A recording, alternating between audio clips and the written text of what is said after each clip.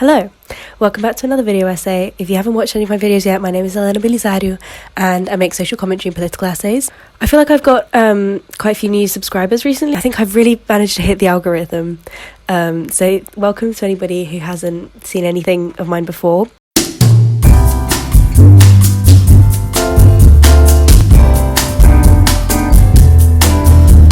Today's essay is going to be exploring the means of cultural exchange throughout history and differentiate between cultural appropriation and appreciation, and to really dive into the real reason why we find appropriation to be so offensive.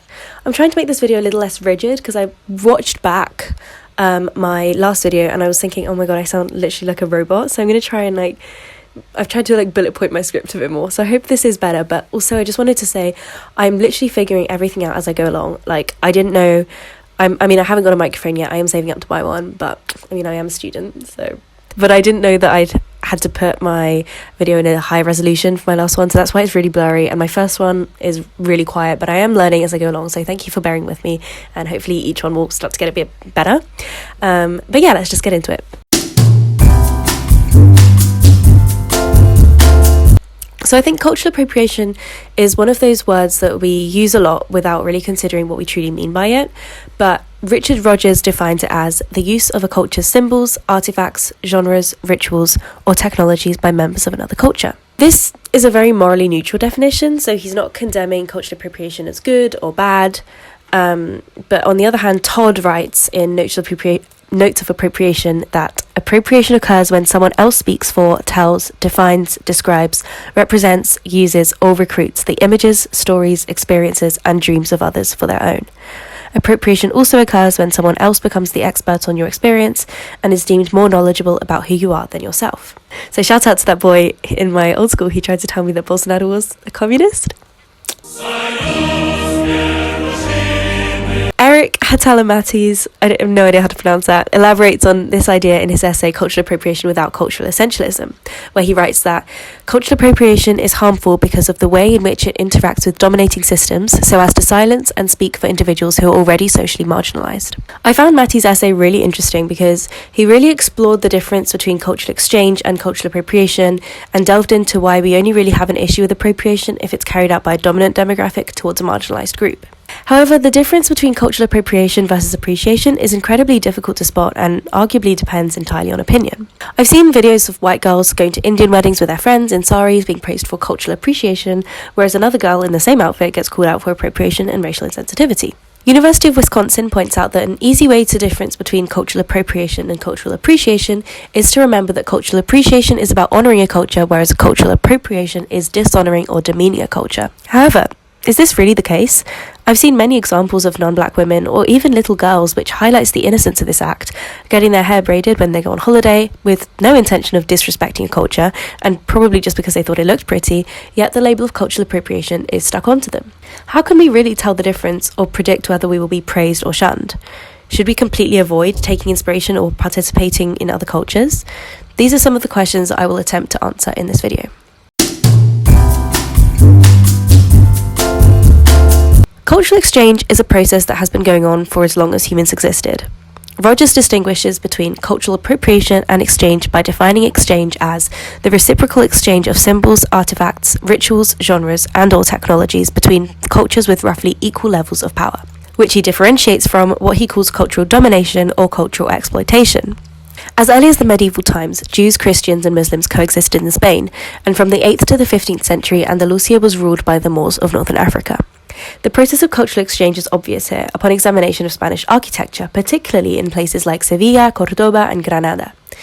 Ingredients like saffron, almonds, eggplants, and sugarcane were introduced to Spanish gastronomy through Arab influence. Examples of words in Spanish that come from Arabic influence are aceite, aceituna, azúcar, almohada, algodón, and albahaca. And this cultural exchange extends even further, as between the 9th century and up to 1249, when the Arabs were expelled from Algarve, the Portuguese acquired between 400 to 600 words from Arabic by influence of Moorish Iberia. Examples on the Portuguese language are acerola, which means from the bushes. I didn't know this. It's a very popular fruit in Brazil. I love them. I miss them so much. Assassino, this one I found is so interesting. It means the hashish smoker, and it comes from the Order of the Assassins of Alamut, a terrorist organization in the Middle Ages, whose members killed both the Crusaders and the Saracens. In English, obviously, assassin comes from the same place. That's so interesting. I had no idea. And another one that I found interesting was mesquinho, which we mean to describe a person who doesn't, like, is very stingy, I guess, like someone who doesn't like to share things, a very selfish person. It comes from Arabic, which means poor in Arabic, like al-miskin. I mean, speaking of Brazil, we are the kings and queens of cultural exchange or appropriation, depending on how you look at it.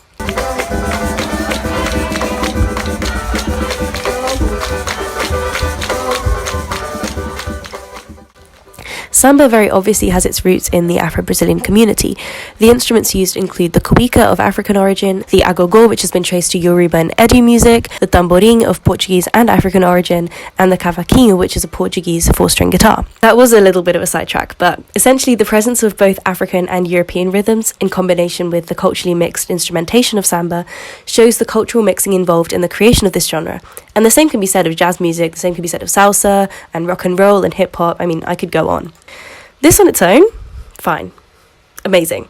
Creating beautiful music out of the cooperation between cultures, although that itself is a myth because most of this cultural exchange was brought from slavery. Yeah. So the problem really begins when white people begin to appropriate this music. So although I wouldn't say that samba was brought out of cultural exchange, because obviously the Portuguese who inhabited Brazil and the Africans who were brought over to Brazil by force were by no means on equal levels of power, the process of appropriation really becomes evident when samba makes it into the mainstream world of music. Around 1920, we can really see a big shift towards Brazil-African heritage, and the majority of intellectuals started viewing it as an integral part of Brazilian culture. During the 1930s, Brazil was under the Getúlio Vargas regime, and due to the political instability following the military coup, he really tried to establish a Brazilian national identity, and to do so he had to endorse thinkers like Gilberto Freire, who spread the myth of racial democracy and pushed the narrative that Brazil's colonial history was essentially a harmonious uniting of races. Interesting way to put it. To do so, samba was elevated to the status of national music, and it lost its original specificity, which was to be black music, as described by Renato Ortiz. The spreading of the myth of racial democracy and the portrayal of Brazilian nationality as exotic led to the rising popularity of samba amongst the West. Figures such as Portuguese-born Carmen Miranda popularized samba, borrowing the music and the style of baianas to elevate her image. Miranda's rise in Hollywood represents a dramatic shift from the original samba de terreno towards a samba that is arguably more palatable to white people and Western audiences. Most of what we know today has come from a mixture of different cultures. Yinka Shonibare, a British-Nigerian artist, explained that modernism is built on African art, but that's never really acknowledged. As Roger explains, the process of cultural exchange becomes cultural exploitation when the appropriation of elements of a subordinated culture by a dominant culture without substantive reciprocity, permission, and/or compensation. Cultural appropriation, as understood in a modern context, is carried out in similar ways to how it has been historically. In 1786, the Tignon laws in Louisiana were implemented in an attempt to control women who had become too light-skinned or who dressed too elegantly, or who, in reality, competed too freely with white women for status and thus threatened the social order. This law demanded that black women should cover their hair with a cloth or a handkerchief to mark their status as from the slave class, even if they were a free person of colour. However, once black women started to accessorize their chignons with jewellery and use brightly coloured fabrics, white women tried to adopt this style, with the Empress of Josephine of France having been said to wear one, leading the tignon to be perceived as haute couture?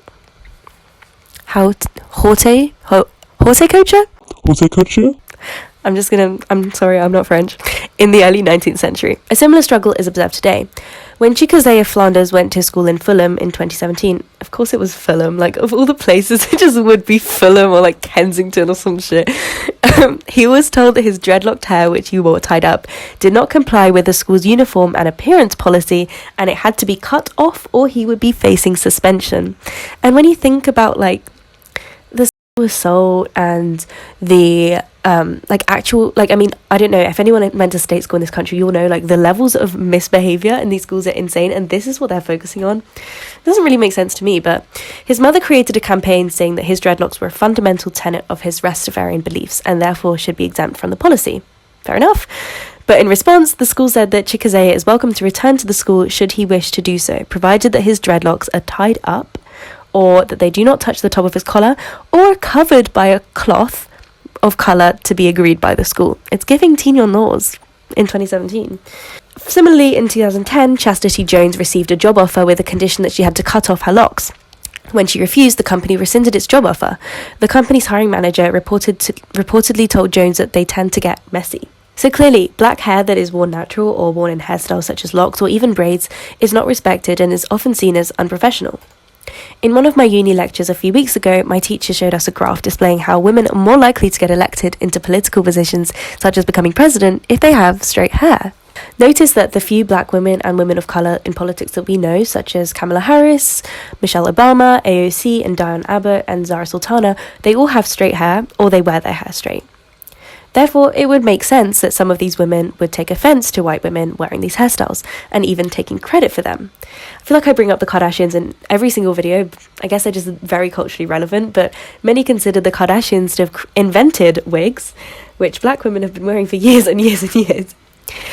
Similarly, as I mentioned in my first video, The Return of Heroin Chic, a racial analysis of body trends through time, I mentioned that Kim K wore Fulani braids and named them Bo Derek braids, accrediting them to the white actress who wore this hairstyle in her 1979 movie, 10. In response to claims that Kim Kardashian was cultural appropriating, Derek herself came to Kim's defense, telling New York Magazine that it's a hairdo. That's all it is. The problem that a lot of people have with this statement that it's just a hairdo is that this hairdo has so much history behind it, which I'm sure a lot of you will know, so I won't get too into it.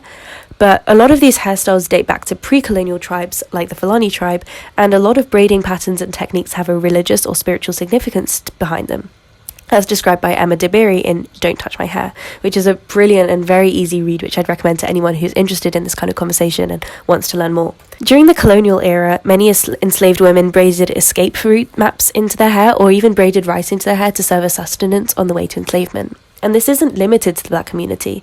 In 2020, we all saw the fox eye trend, which was heavily criticised for Asian fishing, where somebody who is not Asian attempts to pass as East Asian. Various celebrities, including Kendall Jenner, got a cosmetic procedure known as a canthoplasty, and Ariana Grande got called out for trying to look Korean in this shoot. Does anyone remember that meme? I tried to find it I looked for ages because I wanted to include it in this TikTok, but I couldn't find it. But there was that meme, the TikTok trend, and I don't think it was a trend, I just saw it a lot on my feed page, of putting Ariana Grande as different races, different ethnicities or even nationalities. It was so funny. I'm so sad I couldn't find it.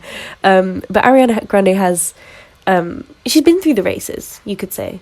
She's been through, I don't know if it was intentional, but this picture with Nicki Minaj, I'm going to put it on the screen, just kind of blows my mind a bit. Anyway, moving on.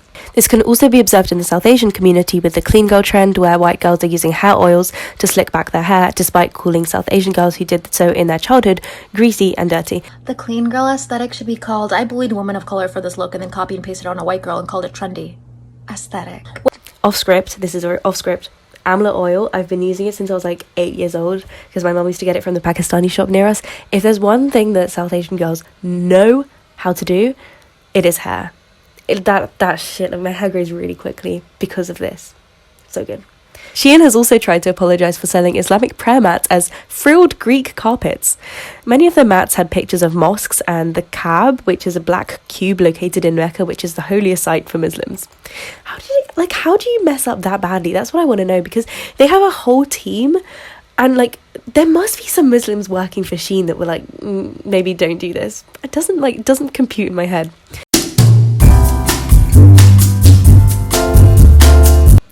Young identifies 3 different types of offence. 1, representation offence, which is when the subject appropriation is derogatory and insulting and for this reason offensive.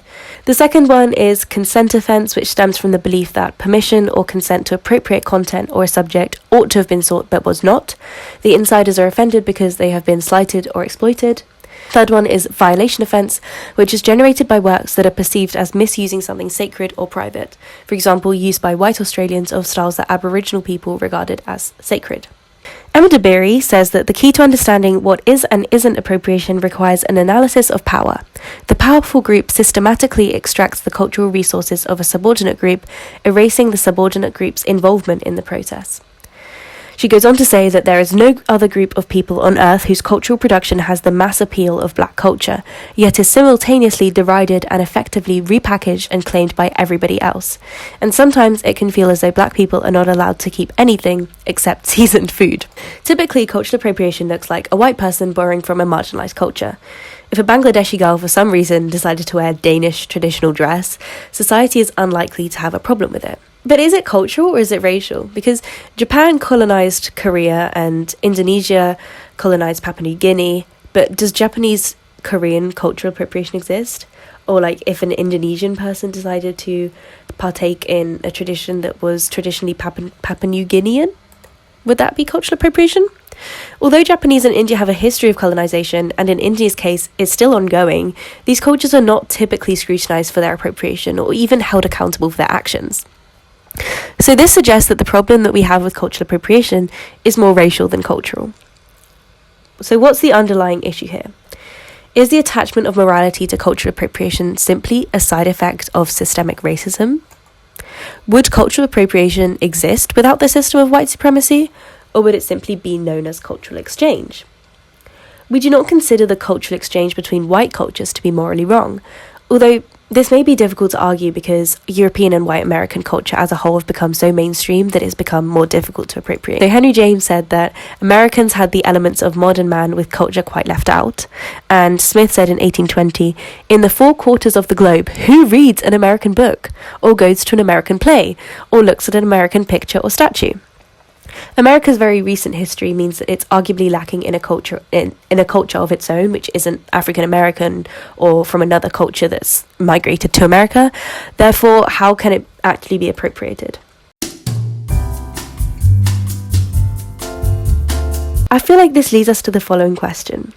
Has cultural appropriation become a subject that serves as a distraction from taking down the systems of white supremacy? It's easy for white liberals to point fingers at celebrities that they are far removed from, accusing them of cultural appropriation, rather than examining their own racial biases or engaging in any sort of radical black liberation movement. Nubia Assata, my wonderful friend from uni, who's only 19, so my age, and has already published 2 books. I will link them in the description, so please buy them. She criticises the BLM movement and questions the power of protest as a method for achieving change, saying that in order for protest to be effective, it must appeal to, be acceded to, and coincide with the agenda of the people or system that you wish to dispose of. Cultural appropriation is one of those things that sits very nicely with the people at the top of the system, because the people who benefit from it the most can nod and frown and say, "This thing really needs to stop," without any threat to their own privilege. If the underlying problem with cultural appropriation is the systematic undervaluing of marginalised cultures, then the logical solution would be to target the root problem, which is white supremacy. I had an interesting conversation with a family friend of mine a couple of years ago where she told me that the reason that the right keeps winning is that they are all united in their beliefs, whereas those on the political left argue so much amongst the particulars and the details of their beliefs that the parties and their movements become quite fragmented. I believe that cultural appropriation is an example of this. I don't want it to come across that I don't believe it's an issue, but the narratives inside the left-wing spheres is that either you agree with me or you're a racist, when in reality things are really not that simple. To be honest, all of the white people I know are a great deal more bothered by cultural appropriation than my non-white friends. Notably, the difference in perspectives from Gen Z Black Americans are extremely different from those of someone in my parents' generation who was born in and grew up somewhere like Ghana. So maybe we need to reframe how we discuss the details of our social movements and take a look at the bigger picture or the root causes of the issues that we like to discuss in order to allow us to make true and effective change. If you've made it so far, thank you so much for watching. I really hope you've enjoyed. So I know that this will probably spark a lot of discussion, so please let me know in the comments your thoughts, and thank you again. Subscribe if you're interested in more videos of this kind, and I hope you have a wonderful week. Bye!